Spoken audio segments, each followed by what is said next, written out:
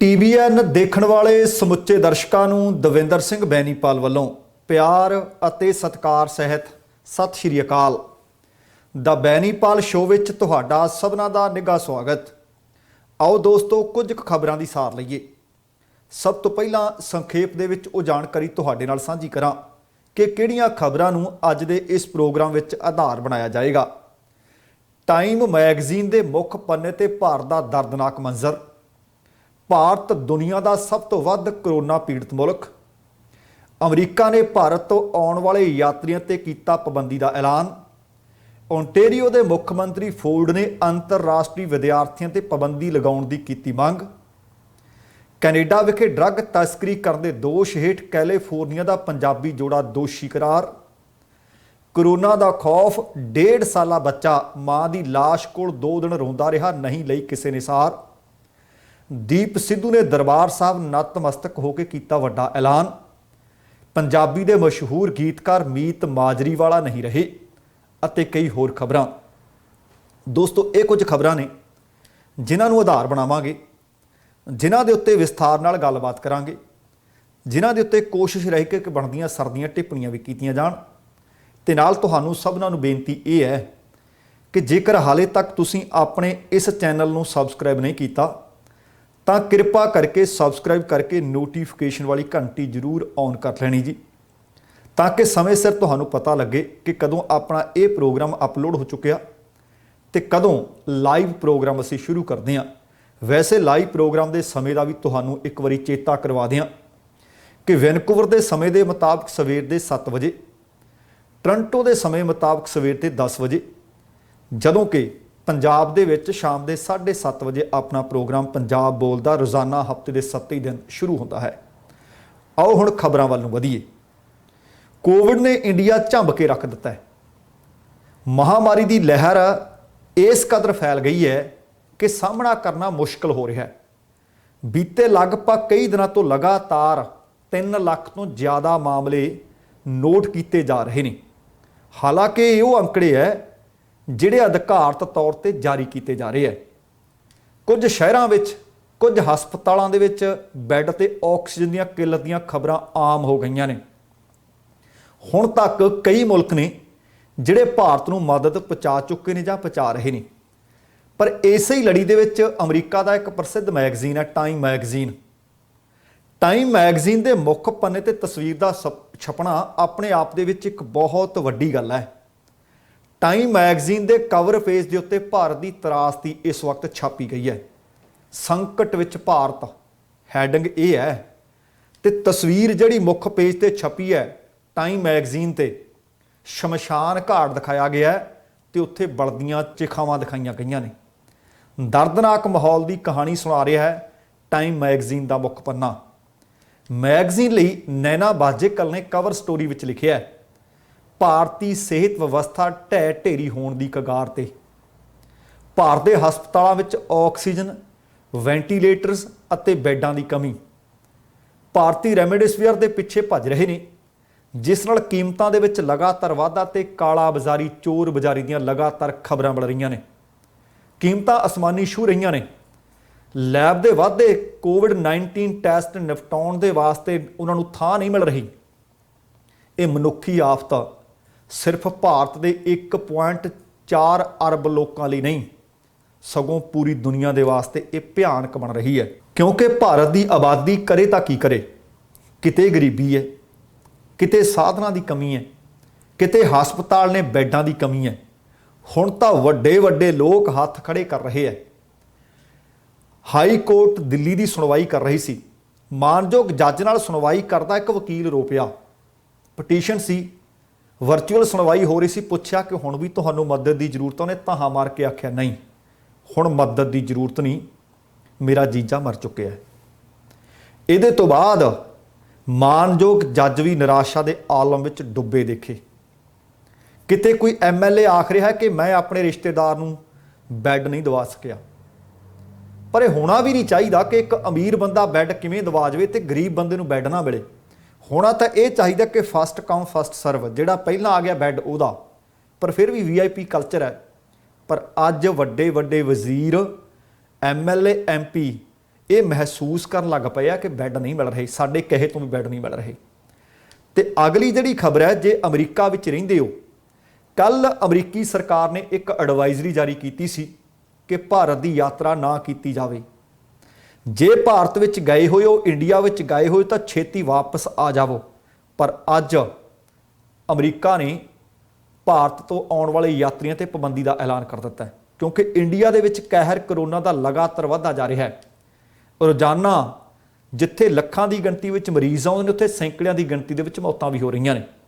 ਇਸੇ ਵਾਇਰਸ ਨੂੰ ਦੇਖਦਿਆਂ ਅਮਰੀਕਾ ਨੇ ਪਾਬੰਦੀ ਲਗਾ ਦਿੱਤੀ ਹੈ। ਵਾਈਟ ਹਾਊਸ ਦੇ ਵੱਲੋਂ ਜਾਰੀ ਕੀਤੇ ਬਿਆਨ ਦੇ ਵਿੱਚ ਦੱਸਿਆ ਗਿਆ ਹੈ ਕਿ ਆਉਣ ਵਾਲੇ ਮੰਗਲਵਾਰ ਭਾਵ 4 ਮਈ ਤੋਂ ਭਾਰਤ ਜਾਣ ਵਾਲੀਆਂ ਸਾਰੀਆਂ ਉਡਾਨਾਂ ਤੇ ਪਾਬੰਦੀ ਲਗਾ ਦਿੱਤੀ ਗਈ ਹੈ। ਵਾਈਟ ਹਾਊਸ ਦੇ ਪ੍ਰੈਸ ਸਕੱਤਰ ਜੌਨ ਪਸਾਕੀ ਨੇ ਕਿਹਾ ਕਿ ਸੈਂਟਰਸ ਫਾਰ ਡਿਜ਼ੀਜ਼ ਕੰਟਰੋਲ ਅਤੇ ਪ੍ਰੀਵੈਂਸ਼ਨ ਦੀ ਸਲਾਹ ਦੇ ਮੁਤਾਬਕ ਅਸੀਂ ਆਉਣ ਵਾਲੇ ਮੰਗਲਵਾਰ ਤੋਂ ਉਡਾਨਾਂ ਤੇ ਪੂਰਨ ਪ੍ਰਭਾਵ ਨਾਲ ਪਾਬੰਦੀ ਲਗਾ ਰਹੇ ਹਾਂ। ਉਹਨਾਂ ਦੱਸਿਆ ਕਿ ਇਹ ਪਾਬੰਦੀ ਭਾਰਤ ਵਿੱਚ ਕੋਵਿਡ-19 ਦੇ ਵੱਧਦੇ ਕੇਸਾਂ ਦੇ ਮੱਦੇਨਜ਼ਰ ਲਗਾਈ ਗਈ ਹੈ। ਦੱਸਣਾ ਬਣਦਾ ਕਿ ਇਸ ਤੋਂ ਪਹਿਲਾਂ ਅਮਰੀਕਾ ਨੇ ਆਪਣੇ ਨਾਗਰਿਕਾਂ ਨੂੰ ਭਾਰਤ ਦੀ ਯਾਤਰਾ ਨਾ ਕਰਨ ਅਤੇ ਛੇਤੀ ਤੋਂ ਛੇਤੀ ਇੰਡੀਆ ਛੱਡ ਕੇ ਵਾਪਸ ਅਮਰੀਕਾ ਆਉਣ ਦੀ ਸਲਾਹ ਜਾਰੀ ਕੀਤੀ ਸੀ। ਉਸਨੇ ਕਿਹਾ ਸੀ ਕਿ ਅਜਿਹਾ ਕਰਨਾ ਸੁਰੱਖਿਅਤ ਹੋਵੇਗਾ ਕਿਉਂਕਿ ਭਾਰਤ ਵਿੱਚ ਕੋਵਿਡ-19 ਦੇ ਮਾਮਲੇ ਲਗਾਤਾਰ ਵਧ ਰਹੇ ਨੇ। ਇਹਨਾਂ ਵਧ ਰਹੇ ਮਾਮਲਿਆਂ ਦੇ ਦਰਮਿਆਨ ਹਰ ਤਰ੍ਹਾਂ ਦੇ ਮੈਡੀਕਲ ਦੇਖਭਾਲ ਦੇ ਸਰੋਤ ਸੀਮਿਤ ਹੋ ਕੇ ਰਹਿ ਗਏ ਨੇ। ਅਮਰੀਕਾ ਨੇ ਭਾਰਤ ਦੇ ਵਾਸਤੇ ਚੌਥੇ ਦੌਰ ਦੀ ਚੌਥੀ ਸਟੇਜ ਦੀ ਐਡਵਾਈਜ਼ਰੀ ਜਾਰੀ ਕੀਤੀ ਸੀ।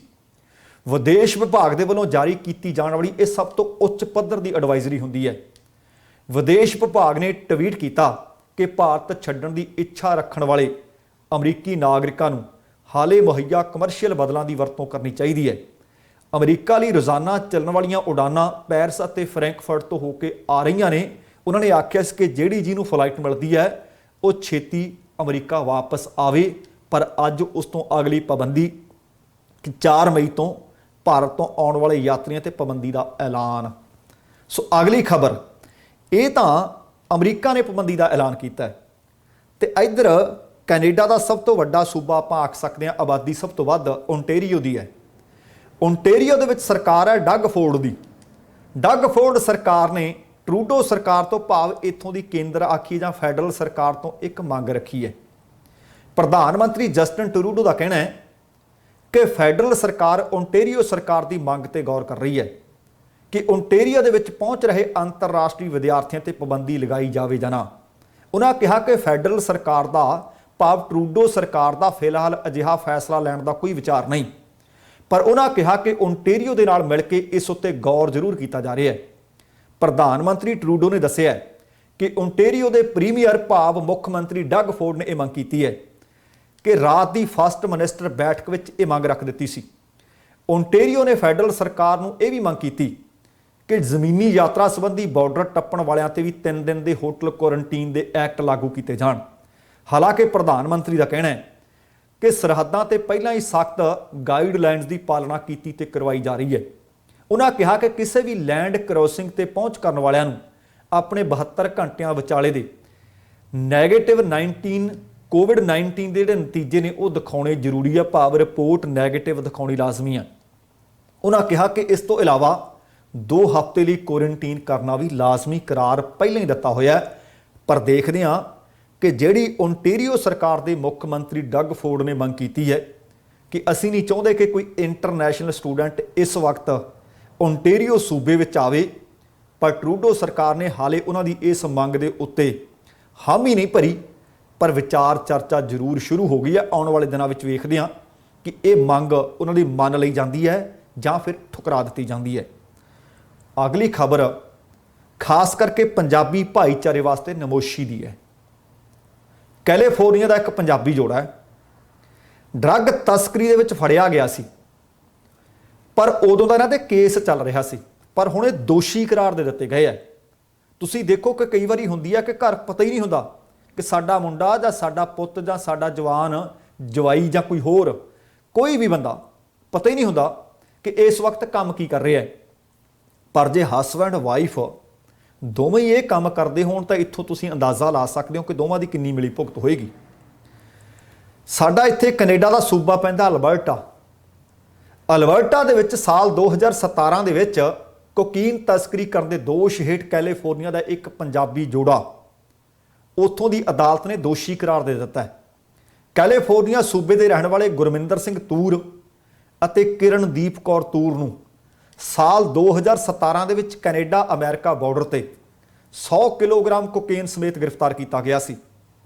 ਉਸ ਵਕਤ ਉਹ ਟਰੱਕ ਰਾਹੀਂ ਕੈਨੇਡਾ ਵਿੱਚ ਐਂਟਰ ਹੋ ਰਹੇ ਸਨ।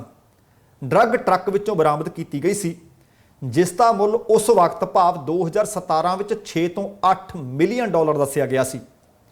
2 ਦਸੰਬਰ 2017 ਨੂੰ ਦੋਵਾਂ ਨੂੰ ਇੱਕ commercial truck border Canada America ਜਿਹੜਾ ਬਾਰਡਰ ਹੈ ਉੱਥੋਂ ਗ੍ਰਿਫਤਾਰ ਕਰ ਲਿਆ ਗਿਆ ਸੀ। ਉਸ ਵਕਤ ਉਹ ਕੈਨੇਡਾ 'ਚ ਦਾਖਲ ਹੋ ਰਹੇ ਸੀ ਤੇ ਉਹਨਾਂ ਦੇ ਟਰੱਕ ਵਿੱਚੋਂ, ਜਿਸ ਤਰ੍ਹਾਂ ਮੈਂ ਤੁਹਾਨੂੰ ਦੱਸ ਰਿਹਾ, ਕਿ 100 ਕਿਲੋਗ੍ਰਾਮ ਕੋਕੇਨ ਜ਼ਬਤ ਕੀਤੀ ਗਈ ਸੀ।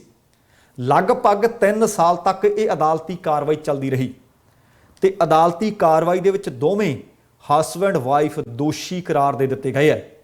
ਆਉਣ ਵਾਲੀ 10 ਤਰੀਕ ਨੂੰ ਭਾਵ 10 ਮਈ 2021 ਨੂੰ ਅਗਲੀ ਸੁਣਵਾਈ ਤੇ ਇਸ ਜੋੜੇ ਨੂੰ ਸਜ਼ਾ ਸੁਣਾਈ ਜਾਏਗੀ। ਦੇਖੋ ਸਜ਼ਾ ਕੀ ਸੁਣਾਈ ਜਾਂਦੀ ਹੈ। ਪਰ CBSA ਭਾਵ ਕੈਨੇਡੀਅਨ ਬਾਰਡਰ ਸਰਵਿਸਿਜ਼ ਏਜੰਸੀ ਦੇ ਵੱਲੋਂ ਜਿਹੜੀ ਨਸ਼ਿਆਂ ਦੀ ਇਹ ਖੇਪ ਉਸ ਵਕਤ ਫੜੀ ਗਈ ਸੀ ਅਲਬਰਟਾ ਦੇ ਵਿੱਚ, ਉਹਨਾਂ ਦੱਸਿਆ ਸੀ ਕਿ ਅਲਬਰਟਾ ਸੂਬੇ ਦੇ ਇਤਿਹਾਸ ਦੇ ਵਿੱਚ ਉਸ ਵਕਤ ਤੱਕ ਦੀ ਫੜੀ ਗਈ ਖੇਪ ਸਭ ਤੋਂ ਵੱਡੀ ਖੇਪ ਸੀ। ਹੁਣ ਤੁਸੀਂ ਦੇਖੋ ਕਿ ਮੈਂ ਪਹਿਲਾਂ ਵੀ ਕਹਿੰਦਾ ਹੁੰਦਾ ਕਿ ਜੇ ਤੁਸੀਂ ਟਰੱਕ ਚਲਾ ਰਹੇ ਹੋ, ਬਹੁਤ ਸਾਰੇ ਪਰਿਵਾਰ ਨੇ ਜਿਹੜੇ ਟਰੱਕ ਚਲਾ ਕੇ ਆਪਣੇ ਪਰਿਵਾਰ ਦਾ ਬਹੁਤ ਚੰਗੇ ਤਰੀਕੇ ਨਾਲ ਪਾਲਣ ਪੋਸ਼ਣ ਕਰ ਰਹੇ ਆ, ਗੁਜ਼ਾਰਾ ਕਰ ਰਹੇ ਆ, ਪਰ ਅਸੀਂ ਓਵਰਨਾਈਟ ਅਮੀਰ ਹੋ ਜਾਈਏ, ਅਸੀਂ ਅੱਜ ਆ ਕੇ ਜਿਹੜੇ 10 ਸਾਲ ਪਹਿਲਾਂ ਦੇ ਆਏ ਨੇ ਉਹਨਾਂ ਦੇ ਬਰਾਬਰ ਟਰਾਲੇ ਪਾ ਲਈਏ, ਇਹ ਨਹੀਂ ਹੋਣਾ। ਕਿਉਂਕਿ ਚੋਰ ਨੂੰ ਖਾਂਦਿਆਂ ਨਾ ਵੇਖੋ, ਚੋਰ ਦੇ ਪੈਂਦੀਆਂ ਨੂੰ ਦੇਖੋ। ਤੇ ਹੁਣ ਇਹ ਜੋੜਾ ਦੇਖੋ ਕਿ ਕਿੰਨੇ ਸਾਲਾਂ ਦੇ ਵਾਸਤੇ ਅੰਦਰ ਜਾਂਦਾ ਤੇ ਉੱਪਰ ਦੀ ਕ੍ਰਿਮੀਨਲ ਰੈਕਡ, ਮੁੜ ਕੇ ਕੈਨੇਡਾ ਵਿੱਚ ਇਹਨਾਂ ਦੇ ਦਾਖਲੇ ਤੇ ਮੁਕੰਮਲ ਉਮਰ ਭਰ ਵਾਸਤੇ ਪਾਬੰਦੀ, ਜਿਹੜੀ ਤੋਏ ਹੋਣੀ ਆ ਉਹ ਵਾਧੂ ਦੀ। ਜ਼ਿੰਦਗੀ ਦੇ ਵਿੱਚ ਆਹੀ 10-15 ਸਾਲ ਬੰਦੇ ਦੀ ਕਮਾਈ ਦੇ ਹੁੰਦੇ ਨੇ।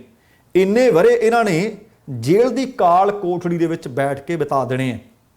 ਜੇ ਟਰੱਕ ਚਲਾ ਕੇ ਗੁਜ਼ਾਰਾ ਨਹੀਂ ਸੀ ਹੁੰਦਾ ਤੇ ਸੋਚਣ ਦੀ ਗੱਲ ਹੈ, ਹੁਣ ਜਦੋਂ ਇਹ ਮੀਆਂ ਬੀਬੀ ਅੰਦਰ ਬੈਠੇ ਹੋਣਗੇ ਤੇ ਉਸ ਵਕਤ ਪਰਿਵਾਰ ਦਾ ਗੁਜ਼ਾਰਾ ਕਿਵੇਂ ਹੋਏਗਾ। ਸੋ ਇਸ ਕਰਕੇ ਅਪੀਲ ਹੈ ਕਿ ਭਾਵੇਂ ਤੁਸੀਂ ਇੰਡੀਆ 'ਚ ਰਹਿੰਦੇ ਹੋ, ਭਾਵੇਂ ਕਿਸੇ ਹੋਰ ਮੁਲਕ ਜਾਂਦੇ ਹੋ, ਰਾਤੋਂ ਰਾਤ ਅਮੀਰ ਹੋਣ ਦੇ ਸੁਪਨੇ ਲੈਣੇ ਛੱਡੋ।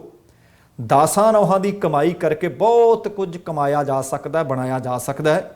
ਰੋਟੀਆਂ ਇਨਸਾਨ ਨੇ 2 ਹੀ ਖਾਣੀਆਂ ਨੇ, 2 ਰੋਟੀਆਂ ਸੁੱਖ ਨਾਲ, ਆਰਾਮ ਨਾਲ, ਕੋਈ ਖਤਰਾ ਨਹੀਂ।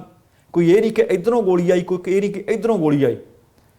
ਇੱਜ਼ਤ ਦੀ ਜ਼ਿੰਦਗੀ 10 ਨੌਹਾਂ ਦੀ ਮਿਹਨਤ ਕਰਕੇ ਖਾਧੀ ਜਾ ਸਕਦੀ ਹੈ। ਅਗਲੀ ਖਬਰ, ਅਸੀਂ ਇਨਸਾਨੀਅਤ ਨੂੰ ਸ਼ਰਮਸ਼ਾਰ ਹੁੰਦੀਆਂ ਲਗਭਗ ਰੋਜ਼ਾਨਾ ਖਬਰਾਂ ਵੇਖਦਿਆਂ ਤੇ ਸੁਣਦਿਆਂ। ਮੇਰਾ ਕਾਰਨ ਇਹ ਹੁੰਦਾ ਕਿ ਇਹਨਾਂ ਖਬਰਾਂ ਨੂੰ ਪ੍ਰੋਗਰਾਮ ਦੌਰਾਨ ਸ਼ਾਮਲ ਕਰਨ ਦਾ ਕਿ ਅਸੀਂ ਸੋਚੀਏ।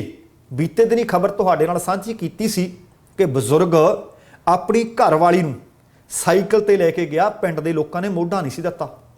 ਫਿਰ ਜਦੋਂ ਨਦੀ ਦੇ ਕਿਨਾਰੇ ਸੰਸਕਾਰ ਕਰਨ ਲੱਗਿਆ, ਇਹ ਸੰਸਕਾਰ ਨਹੀਂ ਸੀ ਕਰਨ ਦਿੱਤਾ। ਲੱਗਦਾ ਸੀ ਕਿ ਉਸ ਤਰ੍ਹਾਂ ਦੀਆਂ ਖਬਰਾਂ ਸੁਣ ਕੇ ਕਿਤੇ ਨਾ ਕਿਤੇ ਲੋਕ ਹੋਸ਼ ਵਿੱਚ ਆਉਂਦੇ ਆ ਕਿ ਨਹੀਂ, ਆਪਾਂ ਇਨਸਾਨ ਹੀ ਹਾਂ, ਹੈਵਾਨ ਨਹੀਂ। ਅੱਜ ਕਿਸੇ ਪਰਿਵਾਰ ਤੇ ਇਸ ਤਰ੍ਹਾਂ ਦੀ ਦੁੱਖ ਦੀ ਘੜੀ ਆਈ ਹੈ ਤੇ ਕੱਲ ਨੂੰ ਸਾਡੇ ਪਰਿਵਾਰ ਤੇ ਵੀ ਆ ਸਕਦੀ ਹੈ। ਆਹ ਖਬਰ ਵੀ ਲਗਭਗ ਇਸੇ ਤਰ੍ਹਾਂ ਦੀ ਖਬਰ ਹੈ। 1.5-2 ਸਾਲ ਦੇ ਬੱਚੇ ਨੂੰ ਕੀ ਪਤਾ ਹੁੰਦਾ ਕਿ ਮੇਰਾ ਦੁਸ਼ਮਣ ਹੈ, ਮੇਰਾ ਆਪਣਾ, ਮੇਰਾ ਪਰਾਇਆ ਹੈ। ਉਹਨੂੰ ਤਾਂ ਸਿਰਫ ਭੁੱਖ ਲੱਗ ਜੇ ਤੇ ਰੋਂਦਾ ਤੇ ਪਿਆਰ ਦਾ ਭੁੱਖਾ ਹੁੰਦਾ ਬੱਚਾ। ਮਹਾਰਾਸ਼ਟਰ ਦੇ ਪੁਣੇ ਸ਼ਹਿਰ ਦੇ ਵਿੱਚੋਂ ਖਬਰ ਮਿਲ ਰਹੀ ਹੈ ਕਿ ਕਰੋਨਾ ਦਾ ਕਹਿਰ ਠੀਕ ਹੈ, ਇਕੱਲੇ ਇੰਡੀਆ ਵਿੱਚ ਨਹੀਂ, ਦੁਨੀਆ ਭਰ 'ਚ ਵਾਪਰ ਰਿਹਾ ਹੈ।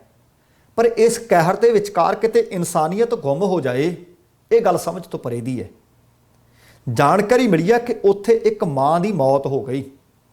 ਲਾਸ਼ ਦੇ ਕੋਲ ਲਗਭਗ 2 ਦਿਨ ਤੱਕ ਉਸ ਦਾ 1.5 ਸਾਲ ਦਾ ਬੱਚਾ ਰੋਂਦਾ ਰਿਹਾ, ਕਰਲਾਉਂਦਾ ਰਿਹਾ। ਆਖਿਰਕਾਰ ਕਿੰਨੀ ਦੇਰ ਭੁੱਖਾ ਬੱਚਾ ਰੋਊਗਾ। ਤੁਸੀਂ ਦੇਖੋ ਕਿ ਕੀ ਉਹਦੀ ਆਵਾਜ਼ ਕਿਸੇ ਨੂੰ ਸੁਣੀ ਨਹੀਂ। ਇਨਫੈਕਸ਼ਨ ਦਾ ਡਰ ਕਿ ਕਿਤੇ ਸਾਨੂੰ ਕਰੋਨਾ ਨਾ ਹੋ ਜਾਏ, ਇਸ ਡਰ ਦੇ ਕਾਰਨ ਨਾ ਉਸ ਲਾਸ਼ ਕੋਲ ਕੋਈ ਗਿਆ ਤੇ ਨਾ ਉਸ ਬੱਚੇ ਦੇ ਮੂੰਹ ਵਿੱਚ ਕਿਸੇ ਨੇ ਪਾਣੀ ਜਾਂ ਦੁੱਧ ਦੀ ਘੁੱਟ ਪਾਈ।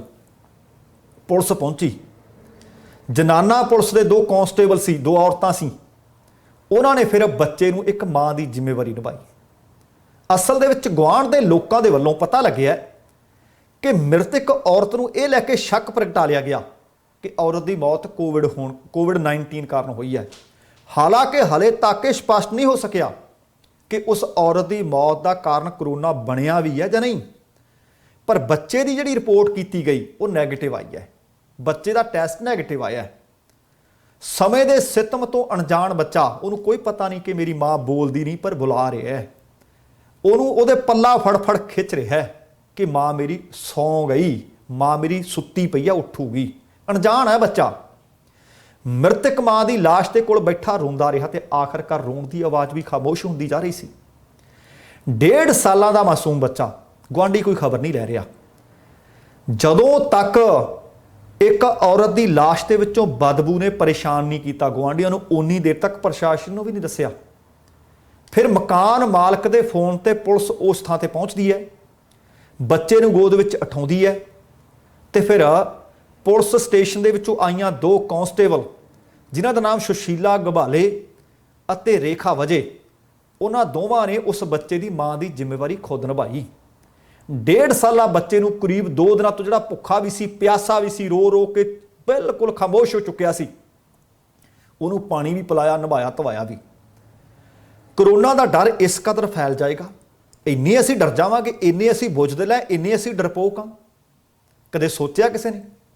कांस्टेबल रेखा वजे ने दसिया कि बच्चे को जिस वक्त असीं जाके वेख्या बुखार भी सी, असीं डॉक्टर कोल पहलां उहनूं लैके गए। डॉक्टर ने दसिया कि बच्चे को कुछ नहीं होया, इनू चंगी तरह खिलाओ, इनू पिलाओ, इनू नभाओ, इनू पानी दिओ, ये सब ठीक हो जाएगा। शुक्र करो बच्चा डिहाइड्रेट नहीं होया। बच्चे को दुध पिलाउण तो बाद, पानी पिलाउण तो बाद, थोड़ा बिस्किट खिलाउण तो बाद बच्चा खुश हो गया। फिर बच्चे का करोना टैसट उत्थों के सरकारी हस्पताल दे विच करवाया गया तो बच्चा हुण बाल घर दे विच छड्ड दिता गया है। तुसीं देखो कि आ इंसानीयत है। करोना तो दुनिया नूं मार ही रही है, पर इंसानीयत उत्तों दी मरी हुई नज़र आ रही है। तो हुण दुनिया दे विच करोना, मैं पहलां भी आख रहा, हुण करोना डर नाल नहीं भजना, कौलियां प्लेटां थालां नूं खड़काउण नाल नहीं भजना, इहदे वास्ते प्रबंध करने पैणगे, इहदे विचों सियासत बाहर कढ के रखनी पऊगी। दुनिया भर दे विच कोविड है, साडे भी कोविड है, साडे ही पाबंदियां लगियां ने। अज साडे इत्थों दे सोलिसिटर जनरल ने माइक फार्नवर्थ ने, उन्होंने आख दिता कि जेकर तुसीं अपने हैल्थ रीजन तो बाहर जांदे फड़े गए ना, मान लो मैं फ्रेजर हैल्थ रीजन दे विच रहिना, मैं वैनकूवर कोस्टल रीजन दे विच गया, मेरे ते जुर्माना हो। पाबंदियां साडे इत्थे भी है, ते नाल ओह कहंदे हुण नाके लगणगे, पुलिस चैक करू, तुहाडा एड्रैस देखूगी। बगैर काम तो, जरूरी काम तो जांदे तुसीं फड़े गए ना, तुहानूं जुर्माना होऊगा। पाबंदियां हर एक मुल्क विच ने। हुण उत्थों दे 5 सूबियां दे विच चोणां होईयां ने, 4 सूबे ते 1 केंद्र शासित प्रदेश है। सरकारां दी किस्मत दाਅ ते लगी है, सियासी धिरां दी किस्मत दाਅ ते लगी हुई है। जिहड़े उम्मीदवार सी उन्हां दीयां धड़कणां लगातार वध रहीआं ने, कुछ घंटे रहिंदिआं नतीजिਆਂ दे विच। एग्जिट पोल जिहड़े आए ने, सवाए तामिलनाडु सूबे नूं छड्ड के किसी भी सूबे दे विच किसी एक पार्टी की साफ जित नज़र नहीं उहदे विच आ रही। तामिलनाडु के जिन्ने भी तामिलनाडु के संबंधित जिन्ने भी एग्जिट पोल आए ने, उत्थों स्टालिन की अगवाई वाली DMK की जित होंदी नज़र आ रही है। पश्चिमी बंगाल वाल जदों नज़र मारते हैं, भाजपा नूं हर एग्जिट पोल दे विच 100 तो वध सीटां दित्तियां जा रही ने, पर स्पष्ट जित तृणमूल कांग्रेस की भी किसी ने नज़र नहीं दिखाई। कुछ भी होवे नतीजे दसणगे। इस तरह केरल ते असम विच भी जनता वंडी नज़र आई है।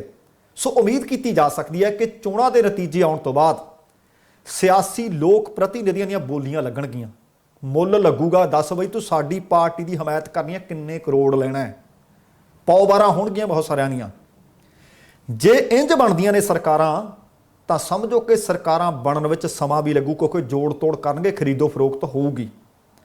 पर दाਅ उत्ते इन्हां सूबिਆਂ ਦੀਆਂ सरकारां जां सियासी धिरां नहीं लगियां होईयां, बल्कि मैं आखदा पूरे भारत के लोगों की जिंदगी लगी हुई है, आबादी की लगी जिंदगी, सारी आबादी की जिंदगी लगी हुई है।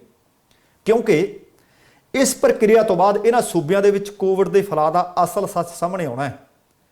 इन्हां सूबिਆਂ ਦੀਆਂ सरकारां तो इलावा यूपी की जिहड़ी स्थानक सरकारां की चोण हुई है, MC चोणां होईयां ने, पंचायती चोणां होईयां ने, ते ਉਹ भी कमाल की गल सी कि बीते दिन ही खबर दी सी कि 135 अध्यापकों की जिहड़ी चोण प्रक्रिया दे विच लगे सी उन्हां दी मौत हुई। उत्थों की हाई कोर्ट ने झाड़ भी पाई, तो हुण खबर मिल रही है कि यूपी के एक MLA की भी मौत हो गई है। अज मैं पंजाब बोलदा दे विच दस्सिया सी कि आम आदमी पार्टी का विधायक ही उठ के बोलिया है कि मेरे रिश्तेदार नूं मेरे तो बैड नहीं दवा होया, इस करके बैड नहीं दबा होया, इस करके इत्थे राष्ट्रपति राज लग जे, भावें कि उन्होंने पार्टी की सरकार है, क्योंकि कहते सरकार तो स्थिति कंट्रोल नहीं हुई। फिर यूपी के भी हुण मर गया एक MLA कि यूपी के भी राष्ट्रपति राज लग जे। हालांकि इंडिया के सब तो वध आबादी वाला सूबा यूपी है। जिन्नी ताकत उत्थे इन्हां चोणां दे विच लगी है, मैनूं लगदा कि इन्नी ही ताकत सूबे की विधान सभा चोणां विच लाई जाती हुंदी है। MC चोणां दे विच जिस तरह केंद्र सरकार के वड्डे वड्डे चेहरे रैलियां कर रहे सन, वो भी भारत की सब तो वध वसों वाले सूबे यूपी दे विच जे दिल्ली वर्गा हाल यूपी च हो गया, मैनूं लगदा संभालिया नहीं जाना, बेवसी हो जाऊ। इन्हां चोणां विच असल मुद्दा बनाया गया धर्म दा। तुसीं देखो कि चोणां किहड़े मकसद नूं लैके की आके लड़ियां जांदियां ने, जिस कारण कुंभ के मेले विच दस्सिया जा रहा कि 91 लाख लोगों ने भाग लिया। 91 लाख लोगों ने, इन्हां लोगों ने इस मेले दौरान गंगा माई विच इशनान भी किया। यह अंकड़ा भारत विच 2 बार वैक्सीन लगाई गई है, वो आबादी तो घट है। पर सरकार की करती, भारत दे विच कोई भी चोण होवे, धर्म हरेक चोण की चाबी बन चुके हैं। कोई जिंदा खोल लो, धर्म खोल के रख दिंदा है। सो चोणां जितनियां ने, इस करके हर पार्टी धर्म नूं इस्तेमाल करती है। चोणां समय सरकार लोगों को धार्मिक समागमां ते रैलियां विच जाणों फिर किवें रोकदी, जदों धर्म हरेक मुद्दे की चाबी है। माहिर राकेश जो कि ICCNB के मुखी ने, उन्हां दे वल्लों भारत की इस लापरवाही बिल्कुल ऐन निशाने ते धरी गई है। वो कहिंदे असल दे विच जेकर करोना वड्डी गिणती विच फैलिया तां उहदा कारण लापरवाही है। आ ढिल्लां ते खुल्लां ने। अज इस लापरवाही कारण दुनिया भर दे विच रोज़ाना लगभग 9 लाख तो वध जिहड़े केस आ रहे ने, उन्हां विच 3,80,000 कल्ले भारत च आ रहे ने।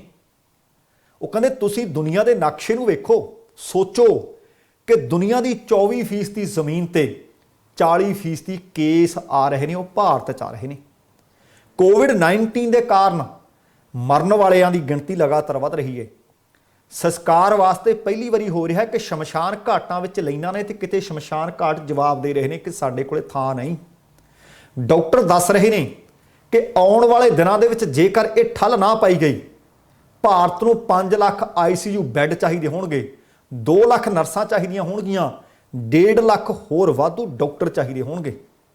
ते अज दे दिन भारत कोल सिर्फ 90,000 बैड ही है, वो भी 100% भरे हुए ने। भारत इस समय डॉक्टरां, नर्सां, हस्पतालां, वेंटीलेटर, ऑक्सीजन सब की घाट महसूस कर रहा, किल्लत महसूस कर रहा है। खास करके जो इस बीमारी विच महारत रखते हैं, उन्हां डॉक्टरां ते नर्सां की मुकम्मल घाट है। मद्रास हाई कोर्ट ने केंद्र नूं पुछया कि तुसीं ये दस्सिओ बीते 15 महीनों तो कर की रहे सी, अज दे जिहड़े हालात बने ने इहनूं नजिठण वास्ते पहलां तो तुसीं तैयारी किहड़ी कीती सी? जे नहीं कीती सी तां जवाब दिओ। केंद्र सरकार कोल शब्द नहीं, उन्होंने कुछ औड़ नहीं रहा कि असीं जवाब हाई कोर्ट नूं की दईए। इसे तरीके नाल वो कहंदे इस सूबे दे विच सरकार की निगरानी हेठ जिहड़ा कुछ होया हुण किस तों लुकिया छिपिया नहीं। असीं कहंदे एक घड़ी लई भी अपनी मुੱਛ नीवी भी होण देना चाहुंदे। साडा कहंदे गुआंढी मुल्क है पाकिस्तान, कि मुੱਛ नीवी ना हो जाए। उन्हें मदद की पेशकश की कि साडे तो मदद लै लो, ऑक्सीजन साडे कोल हैगी है।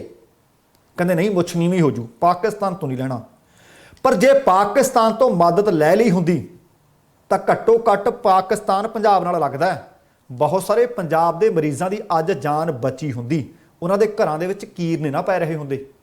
उधर दूसरा गुआंढी मुल्क चीन है, चीन ने भी भारत वास्ते मदद का हथ वधाया, पर साडी सरकार उन्हां तो भी मदद समय सिर लै नहीं सकी, क्योंकि गोरियां दीयां सरकारां तो मदद लैण दी आदत पई हुई है, लै भी रहे। जदों तक भारत अपनी सेहत संबंधी सहूलतां नूं दुरुस्त नहीं करता ना, किन्नी देर तक मंगवीआं चीज़ां ते कहंदे मंगवी शाह ते किन्नी देर मुੱਛਾਂ बनाउंदे रहणगे। कदों कदों किवें किवें असीं बाहरले मुल्कां तो मदद लई जावांगे। आखिरकार अपनी सेहत सहूलतां भारत नूं चुस्त दुरुस्त करनियां पैणगीਆਂ। लोकां दी जान बचाउण दे सेहत विभाग नूं काबल बनाउणा पएगा। उदों तक बहुत सारे लोग अपनी जानां गवा चुके होणगे। कि असीं इस नूं लोकतंत्र की कीमत समझीए। कि इन्हां 4 सूबियां विच चोणां साडीਆਂ जानां नालों प्यारीਆਂ समझीए कि ਇਹ कुर्बानियां इन्हां सूबियां नूं जां सियासी धिरां नूं कोई लाभ पहुंचा सकणगीਆਂ। बड़े सवाल है, पर इन्हां सवालों के जवाब केंद्र देऊ, सूबा सरकारां देणगीਆਂ, MLA देणगे, संसद मैंबर देणगे। कौन देऊ जवाब? जिन्हां घरां दे जी चले गए उन्हां दे सवाल बहुत आ, किसी कोले इन्हां सवालों का जवाब नहीं। चिक्कड़ सुट दिओ भावें सूबा सरकार ते भावें केंद्र सरकार ते, पर वार वार सुप्रीम कोर्ट आख रही है कि पिछले 15 महीनों च दसो कि जदों ये आफत कौमी पद्धर ते आई सी ते कौमी पद्धर ते तुसीं नीति जां रणनीति किहड़ी तैयार कीती? केंद्र कोल कोई जवाब नहीं। ते अगली खबर किसान अंदोलन नाल संबंधित खबर है। 26 जनवरी का दिन सी, ट्रैक्टर परेड कढ़ी जा रही सी। दीप सिद्धू ते कुछ होर नौजवान उस दिन लाल किले पहुंचे सी। दीप सिद्धू उत्थों लाइव भी होया सी। उहदे तो बाद जिहड़ी लाल किले ते कहंदे भन्न तोड़ होई, पुलिस कहंदी हिंसा हुई, उस मामले दे विच दीप सिद्धू नूं मुलਜ਼म करार दिता गया। उस मामले दे विच दीप सिद्धू दे सिर ते 1 लाख रुपए का इनाम रखा गया ते बाद दे विच दीप सिद्धू नूं गिरफ्तार भी किया गया। दीप सिद्धू नूं जमानत मिली है। जमानत मिलण तो बाद सचखंड श्री हरमंदर साहब वो जाके नतमस्तक होए। उन्हां इलाही बाणी का कीर्तन भी सुनिया, आनंद माणिया, परिक्रमा भी की ते पत्रकारां दे नाल दीप सिद्धू ने उत्थे गलबात भी की। दीप सिद्धू ने कहा कि परिवारक तौर पर वो श्री गुरु रामदास जी के रिहाई तो बाद दर्शन करन आए सी, शुकराना करन आए सी। जेल दे विच रोज़ाना पाठ करता सी। वो कहते श्री गुरु रामदास जी ते बाबा दीप सिंह जी के चरणों में अरदास करिया करता सी कि शहीदों का पहरा मेरे सिर ते रखियो, डोलण ना दिओ, अंग संग सहाई होयो। जदों अंदर गए तो रातां जाग के कट्ठियां, भुखे ने कट्टियां, काल कोठड़ी च डकिया गया, पर शहीदों का पहरा मैनू बाहर भी लाया। ये दीप सिद्धू ने आख्या। उन्होंने कहा मैं एक्टर भी हाँ, पर एक्टर तो पहला मैं वकील भी हाँ। कुछ सवालों के जवाब में दीप सिद्धू ने दसिया कि अदालतां ने पुलिस प्रशासन को चंगी तरह झाड़ां पाईयां ने। वो कहते इसने ना कोई इंसीडेंट किया, ना कोई ने गुनाह किया। उन्होंने कहा कि जदों स्टेट लैवल की गल होंदी तां कई विरोधी हो जाते हैं ते कई तुहाडे हामी भी हो जाते हैं। वो कहते जदों भीड़ां पैंदियां ने वड्डे वड्डे तुहाडे नाल खड़न वाले भी पिछे हो जाते हैं। पैंदियां च पता लगता कि नाल कौन खड़दा है। वो कहते दोस्तां की पहचान भी औखे वेले च हुंदी है। उन्होंने दस्सिया कि जिहड़ा मोटरसाइकिल मैं लैके निकलिया सी वो सुखदेव ढाबे तो लिया सी। मेरे ते कुछ बंदियां ने कहते उस वक्त हमला किया तो किसी ने मैनू समझाया कि चुप करके इत्थों निकल जा।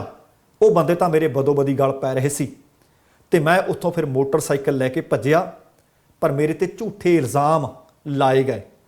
पंजाब दा कहते पोलीटिकल स्ट्रक्चर इहो जिहा है जिहड़ा किसी दी इस वक्त बाह नहीं फड़ रहा, पर कहते स्ट्रक्चर होना किहो जिहा चाहीदा है। स्ट्रक्चर कहते इहो जिहा होवे जिहड़ा खेतरी मसलियां दी गल करदा होवे। केंद्र ने हाले तक कदे भी कहते न्याय नहीं दिता। जद लहर उठे तो विरोध हुंदा है, तो फिर सभा आउण ते लोग हक च भी खड़दे है। तो मेरे नाल भी होया। जिन्हां ने मेरे लिए दुआवां कीतियां, मेरे लिए आवाज़ बुलंद की, मैं उन्हां दा धन्नवाद करदा। खास करके उन्होंने सिखां दी गल कीती, कहंदे कदे इंसाफ नहीं मिलिया। ना 1984 का इंसाफ मिलिया जिहड़ी जैनोसाइड होई सी, ते ना गुरु ग्रंथ साहब जी की बेअदबी का होया। केंद्र सरकार किसानां नाल कहंदे धक्का कर रही है। उन्होंने कहा कि अंदोलन नूं ठंडा नहीं होण दिता जाएगा। जदों पुछया गया कि तुसीं बॉर्डर ते जाओगे, कहंदे मैं बड़ी जल्द अज ऐलान करदा हां कि ਸਿੰਘੂ सरहद ते जावांगा, अपने हक ते सच की लड़ाई लड़ांगा, किसानां दे हक विच जाके लड़ांगा। हुण दीप सिद्धू का यह कहना कि बड़ी जल्द मैं ਸਿੰਘੂ सरहद ते जावांगा, कुछ लोग बीते कई दिनों तो कंसूआ लै रहे हैं कि बई दीप नहीं जाता, हुण दीप हुण भज्जूगा। दीप के खिलाफ किसान आगू की बोल रहे हैं, दीप बाहर निकल के किसान आगूआं के खिलाफ रज के भड़ास कड्डूगा। पर दीप ने आह गल करके सियाणप का सबूत दिता है कि यह आपस के विच लड़न का समा नहीं, जिस सरकार ने कानून बनाए है उन्हां दे खिलाफ लड़न का समा है। बहुत सारे उन्हां लोगों की जुबान नूं जिंदे ला दिते है। दीप सिद्धू ने यह बयान दे के जिहड़े कहिंदे सी कि वह बयान देवेगा, किसान आगूआं दे विरुद्ध बयान देवेगा। अगली खबर है जिहड़ी, जिस तरह हुणे मैं दीप सिद्धू की खबर का जिक्र कर रहा कि 1984 के सिख विरोधी कतलेआम का हाले तक इंसाफ नहीं मिलिया, पर इस तरह की एक खबर मिल रही है। सिख विरोधी कतलेआम होया 1984 ਬਹੁਤ ਸਾਰੇ ਲੋਕਾਂ ਤੇ ਕੇਸ ਦਰਜ ਹੋਏ, ਕਈ ਛੁੱਟ ਵੀ ਗਏ ਤੇ ਕਈਆਂ ਤੇ ਚੱਲੀ ਜਾਂਦੇ ਆ। ਹੁਣ ਖਬਰ ਮਿਲ ਰਹੀ ਹੈ ਕਿ ਦਿੱਲੀ ਦੇ ਨਾਲ ਬਹੁਤ ਸਾਰੇ ਹੋਰ ਸ਼ਹਿਰ ਸੀ ਜਿੱਥੇ ਇਹ ਉਸੇ ਦਿਨ ਕਤਲੇਆਮ ਹੋਇਆ ਸੀ। ਕਈ ਦਿਨ ਤੱਕ ਇਹ ਕਤਲੇਆਮ ਹੁੰਦਾ ਰਿਹਾ ਸੀ। ਕਾਨਪੁਰ ਦੇ ਵਿੱਚੋਂ ਖਬਰ ਮਿਲ ਰਹੀ ਹੈ ਕਿ ਕਾਨਪੁਰ ਦੇ ਨੌਬਸਤਾ ਥਾਣੇ ਅਧੀਨ ਆਉਂਦੇ ਕਿਦਵਈ ਨਗਰ ਇਲਾਕੇ ਵਿੱਚ ਇੱਕ ਮਾਮਲੇ ਵਿੱਚ ਸਿੱਟ ਨੇ ਆਖਰਕਾਰ ਚਾਰਜ ਸ਼ੀਟ ਤਿਆਰ ਕਰ ਲਈ ਹੈ। ਸਬੂਤ ਵੀ ਇਕੱਠੇ ਕਰ ਲਏ ਹੈ। ਸਬੂਤਾਂ ਅਤੇ ਗਵਾਹਾਂ ਦੇ ਆਧਾਰ ਤੇ 12 ਲੋਕਾਂ ਨੂੰ ਇਸ ਸਿੱਖ ਵਿਰੋਧੀ ਕਤਲੇਆਮ ਦੇ ਵਿੱਚ ਮੁਲਜ਼ਮ ਬਣਾ ਲਿਆ ਗਿਆ। ਚਾਰਜ ਸ਼ੀਟ ਤੇ ਕਾਨੂੰਨੀ ਮਾਹਿਰਾਂ ਦੀ ਰਾਏ ਵੀ ਮੰਗੀ ਗਈ। ਇਸ ਤੋਂ ਬਾਅਦ ਇਸੇ ਮਹੀਨੇ ਅਦਾਲਤ ਦੇ ਵਿੱਚ ਇਸ ਚਾਰਜ ਸ਼ੀਟ ਨੂੰ ਦਾਖਲ ਕੀਤੇ ਜਾਣ ਦੀ ਉਮੀਦ ਹੈ। ਸ਼ਾਇਦ ਤੁਹਾਨੂੰ ਯਾਦ ਹੋਣਾ ਹੈ ਕਿ ਉਸ ਵਕਤ ਦੀ ਪ੍ਰਧਾਨ ਮੰਤਰੀ ਇੰਦਰਾ ਗਾਂਧੀ ਦਾ ਕਤਲ ਹੋਇਆ। ਕਤਲ ਤੋਂ ਬਾਅਦ ਦਿੱਲੀ ਅਤੇ ਹੋਰ ਬਹੁਤ ਸਾਰੇ ਸ਼ਹਿਰਾਂ ਦੇ ਵਿੱਚ ਸਿੱਖ ਵਿਰੋਧੀ ਕਤਲੇਆਮ ਹੋਇਆ। ਪਛਾਣ ਕੇ ਕਿ ਇਸ ਘਰ ਵਿੱਚ ਕਿੰਨੇ ਰਹਿੰਦੇ ਆ, ਹਜੇ ਤਾਂ 3 ਕਤਲ ਕੀਤੇ ਆ, 2 ਰਹਿੰਦੇ ਆ, ਲੱਭੋ ਕਿੱਥੇ ਆ। ਲੱਭ ਕੇ ਲਿਸਟਾਂ ਬਣਾ ਕੇ ਮਾਰ ਦਿੱਤੇ, ਖਪਾ ਦਿੱਤੇ, ਧੀਆਂ ਬੇਪਤ ਕਰ ਦਿੱਤੀਆਂ, ਛੋਟੇ ਬੱਚੇ ਟੋਕੇ ਵਾਲੀਆਂ ਮਸ਼ੀਨਾਂ ਚਲਾ ਕੇ ਵਿੱਚ ਦੀ ਲੰਘਾ ਦਿੱਤੇ। ਕਿੰਨੇ ਵਰੇ ਹੋ ਗਏ 1984 ਤੋਂ ਬਾਅਦ, ਹਾਲੇ ਤੱਕ ਇਨਸਾਫ ਨਹੀਂ ਮਿਲਿਆ। 37 ਵਰੇ ਹੋ ਚੁੱਕੇ ਹੈ। ਤੇ ਇਸ ਕਤਲੇਆਮ ਦੇ ਦੌਰਾਨ ਕਾਨਪੁਰ ਦੇ ਵਿੱਚ 127 ਸਿੱਖਾਂ ਦੀ ਹੱਤਿਆ ਕਰ ਦਿੱਤੀ ਗਈ ਸੀ। ਇਹ ਸਰਕਾਰੀ ਅੰਕੜੇ ਦੱਸਦੇ ਆ। ਹੱਤਿਆ ਤੇ ਡਕੈਤੀ ਦੇ 40 ਕੇਸ ਵੱਖੋ-ਵੱਖ ਥਾਣਿਆਂ ਵਿੱਚ ਦਰਜ ਵੀ ਹੋਏ। ਇਸੇ ਦੌਰਾਨ ਪੁਲਿਸ ਨੇ ਇਸ ਚੋਂ 11 ਕੇਸ ਚਾਰਜ ਸ਼ੀਟ ਤੇ ਬਾਕੀ 29 ਕੇਸਾਂ ਦੇ ਵਿੱਚ ਫਾਈਨਲ ਰਿਪੋਰਟ ਵੀ ਲਗਾ ਦਿੱਤੀ ਸੀ। ਫਾਈਨਲ ਰਿਪੋਰਟ ਵਾਲੇ ਕੇਸ ਦੀ ਹੀ ਸਿੱਟ ਭਾਵ ਸਪੈਸ਼ਲ ਇਨਵੈਸਟੀਗੇਸ਼ਨ ਟੀਮ ਇਹ ਸਿੱਟ ਜਾਂਚ ਕਰ ਰਹੀ ਸੀ। ਲਗਭਗ 2 ਸਾਲ ਦੀ ਜਾਂਚ ਕਰਨ ਤੋਂ ਬਾਅਦ ਸਿੱਟ ਨੇ ਨੌਬਸਤਾ ਥਾਣੇ ਇਲਾਕੇ ਵਿੱਚ ਇੱਕ ਕੇਸ ਦੇ ਲਈ ਇੱਕ ਚਾਰਜ ਸ਼ੀਟ ਤਿਆਰ ਕੀਤੀ ਹੈ। ਸਿੱਟ ਦੇ ਸੂਤਰ ਦੱਸ ਰਹੇ ਹੈ ਕਿ ਘਟਨਾ ਕਿਦਵਈ ਨਗਰ ਇਲਾਕੇ ਵਿੱਚ ਇੱਕ ਗੁਰਦੁਆਰਾ ਸਥਿਤ ਸੀ ਤੇ ਉੱਥੇ ਵਾਪਰੀ ਸੀ। ਕਤਲੇਆਮ ਕਰਨ ਵਾਲਿਆਂ ਨੇ ਉੱਥੇ ਰਹਿਣ ਵਾਲੇ 2 ਸਿੱਖਾਂ ਦੀ ਬੇਰਹਿਮੀ ਨਾਲ ਕਤਲ ਕੀਤਾ। ਕਤਲ ਕਰਨ ਤੋਂ ਬਾਅਦ ਸਿੱਟ ਨੇ ਸਬੂਤ ਵੀ ਇਕੱਠੇ ਕੀਤੇ ਤੇ 36 ਸਾਲ ਪੁਰਾਣੇ ਉੱਥੇ ਖੂਨ ਦੇ ਨਿਸ਼ਾਨ ਤੇ ਦਾਗ ਵੀ ਲੱਭੇ। ਮ੍ਰਿਤਕਾਂ ਦੇ ਪਰਿਵਾਰਕ ਮੈਂਬਰਾਂ ਨੂੰ ਵੀ ਲੱਭਿਆ। ਉਹ ਜਲੰਧਰ ਅਤੇ ਦਿੱਲੀ ਦੇ ਵਿੱਚੋਂ ਲੱਭੇ। ਉਹਨਾਂ ਦੇ ਫਿਰ ਪਰਿਵਾਰਕ ਮੈਂਬਰਾਂ ਦੇ ਬਿਆਨ ਵੀ ਦਰਜ ਕੀਤੇ। ਇਸੇ ਆਧਾਰ ਤੇ ਆਲੇ ਦੁਆਲੇ ਰਹਿਣ ਵਾਲੇ 4 ਵਿਅਕਤੀਆਂ ਸਮੇਤ ਇਸ ਕੇਸ ਦੇ ਵਿੱਚ 12 ਲੋਕਾਂ ਨੂੰ ਮੁਲਜ਼ਮ ਬਣਾ ਲਿਆ ਗਿਆ ਹੈ। ਇਨਸਾਫ ਦੀ ਆਸ ਵੱਜੀ ਹੈ। ਵੇਖਦੇ ਹਾਂ ਕਿ ਇਨਸਾਫ ਮਿਲਦਾ ਜਾਂ ਹਾਲੇ ਹੋਰ ਉਡੀਕ ਕਰਨੀ ਪਏਗੀ। ਤੇ ਅਗਲੀ ਖਬਰ ਪੰਜਾਬੀ ਸੱਭਿਆਚਾਰ ਦੇ ਵਿਹੜੇ ਕੋਈ ਚੰਗੀ ਖਬਰ ਨਹੀਂ। ਪੰਜਾਬੀ ਦੇ ਮਸ਼ਹੂਰ ਗੀਤਕਾਰ ਮੀਤ ਮਾਜਰੀ ਵਾਲਾ ਉਹ ਨਹੀਂ ਰਹੇ। ਤੁਸੀਂ ਰੋਮੀ ਗਿੱਲ ਜਿਹੜੇ ਅੱਜ ਕੱਲ੍ਹ ਉਹ ਵੀ ਦੁਨੀਆ ਤੇ ਨਹੀਂ, ਉਹਨਾਂ ਦਾ ਗੀਤ ਸੁਣਿਆ ਹੋਣਾ, ਨਹਿਰੋਂ ਪਾਰ ਬੰਗਲਾ ਵੇ ਪਵਾ ਦੇ ਹਾਣੀਆਂ।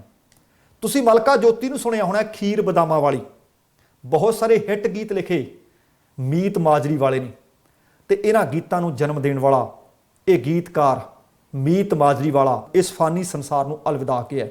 ਮਲਕਾ ਤੇ ਜੋਤੀ ਜਿਹੜੀਆਂ ਮੀਤ ਮਾਜਰੀ ਵਾਲੇ ਦੀਆਂ ਧੀਆਂ, ਕਈ ਵਾਰੀ ਮੁਲਾਕਾਤਾਂ ਵਿੱਚ ਉਹਨਾਂ ਨੇ ਦੱਸਿਆ ਕਿ ਸਾਨੂੰ ਕਿਵੇਂ ਸਾਡੇ ਪਿਤਾ ਜੀ ਨੇ ਇਸ ਪਾਸੇ ਲਾਇਆ ਤੇ ਆਪਣੇ ਬਾਪ ਦੇ ਲਿਖੇ ਹੋਏ ਗੀਤਾਂ ਨੂੰ ਗਾ ਕੇ ਉਹਨਾਂ ਨੇ ਵੀ ਨਾਮਣਾ ਖੱਟਿਆ। ਬਹੁਤ ਸਾਰੇ ਗੀਤ ਮਲਕਾ ਜੋਤੀ ਦੇ ਵੀ ਜਿਹੜੇ ਹਿੱਟ ਹੋਏ ਉਹ ਵੀ ਮੀਤ ਮਾਜਰੀ ਵਾਲੇ ਹੋਰਾਂ ਦੇ ਹੀ ਲਿਖੇ ਹੋਏ ਸੀ। ਜਾਣਕਾਰੀ ਮਿਲੀ ਹੈ ਕਿ ਪੰਜਾਬ ਦੇ ਸਮੇਂ ਅਨੁਸਾਰ ਸਵੇਰੇ ਲਗਭਗ 4:30 ਵਜੇ ਜਵੱਦੀ ਜ਼ਿਲ੍ਹਾ ਲੁਧਿਆਣਾ ਦੇ ਵਿੱਚ ਪੈਂਦਾ ਹੈ, ਉੱਥੇ ਉਹਨਾਂ ਨੇ ਆਖਰੀ ਸਾਹ ਲਏ। ਇਸ ਬੇਵਕਤੀ ਮੌਤ ਦੇ ਉੱਤੇ ਅਸੀਂ ਆਪਣੇ ਅਦਾਰੇ ਦੇ ਵੱਲੋਂ ਡੂੰਘੇ ਦੁੱਖ ਦਾ ਇਜ਼ਹਾਰ ਕਰਦੇ ਹਾਂ। ਮਲਕਾ ਜੋਤੀ ਅਤੇ ਉਹਨਾਂ ਦੇ ਸਮੁੱਚੇ ਪਰਿਵਾਰ ਤੇ ਉਹਨਾਂ ਦੇ ਚਾਹਣ ਵਾਲਿਆਂ ਦੇ ਨਾਲ ਜਿੱਥੇ ਹਮਦਰਦੀ ਦਾ ਇਜ਼ਹਾਰ ਹੈ, ਉੱਥੇ ਪ੍ਰਮਾਤਮਾ ਦੇ ਚਰਨਾਂ ਵਿੱਚ ਅਰਦਾਸ ਬੇਨਤੀ ਵੀ ਹੈ ਕਿ ਮੀਤ ਮਾਜਰੀ ਵਾਲੇ ਦੀ ਰੂਹ ਨੂੰ ਪ੍ਰਮਾਤਮਾ ਆਪਣੇ ਚਰਨਾਂ ਵਿੱਚ ਨਿਵਾਸ ਦੇਵੇ ਅਤੇ ਪਰਿਵਾਰ ਨੂੰ ਭਾਣਾ ਮੰਨਣ ਦਾ ਬਲ ਬਖਸ਼ੇ। ਦੋਸਤੋ, ਇਹ ਸੀ ਅੱਜ ਦਾ ਪ੍ਰੋਗਰਾਮ। ਉਮੀਦ ਕਰ ਰਹੇ ਹਾਂ ਕਿ ਤੁਹਾਨੂੰ ਚੰਗਾ ਲੱਗਿਆ ਹੋਵੇਗਾ। ਜੇਕਰ ਪ੍ਰੋਗਰਾਮ ਚੰਗਾ ਲੱਗਿਆ, ਕਿਰਪਾ ਕਰਕੇ ਲਾਈਕ ਵੀ ਕਰ ਦਿਓ, ਸ਼ੇਅਰ ਵੀ ਕਰ ਦਿਓ ਅਤੇ ਜਿਹੜੀ ਖਬਰ ਦੇ ਪ੍ਰਤੀ ਤੁਸੀਂ ਕੋਈ ਆਪਣੀ ਪ੍ਰਤੀਕਿਰਿਆ ਦੇਣੀ ਚਾਹੁੰਦੇ ਹੋ, ਹੇਠਾਂ ਕਮੈਂਟ ਵੀ ਜ਼ਰੂਰ ਕਰ ਦਿਓ। ਧੰਨਵਾਦੀ ਹੋਵਾਂਗੇ। ਤੇ ਇਹਦੇ ਨਾਲ ਹੀ ਜੇਕਰ ਹਾਲੇ ਤੱਕ ਤੁਸੀਂ ਆਪਣੇ ਇਸ ਚੈਨਲ ਨੂੰ ਸਬਸਕ੍ਰਾਈਬ ਨਹੀਂ ਕੀਤਾ ਤਾਂ ਕਿਰਪਾ ਕਰਕੇ ਸਬਸਕ੍ਰਾਈਬ ਕਰਕੇ ਨੋਟੀਫਿਕੇਸ਼ਨ ਵਾਲੀ ਘੰਟੀ ਜ਼ਰੂਰ ਔਨ ਕਰ ਲੈਣੀ। ਤੁਹਾਡੇ ਦਿਲੋਂ ਧੰਨਵਾਦੀ ਹੋਵਾਂਗੇ। ਹੁਣ ਸਮਾਂ ਸਮਾਪਤ ਹੈ। ਜਾਣ ਤੋਂ ਪਹਿਲਾਂ ਕਹਾਂਗਾ, ਜ਼ਿੰਦਗੀ ਜਿੰਦਾ ਦਿਲੀ ਦਾ ਨਾਮ ਹੈ। ਦਵਿੰਦਰ ਸਿੰਘ ਬੈਨੀਪਾਲ ਨੂੰ ਆਗਿਆ ਦਿਓ। ਸਤਿ ਸ਼੍ਰੀ ਅਕਾਲ ਤੇ ਰੱਬ ਰਾਖਾ।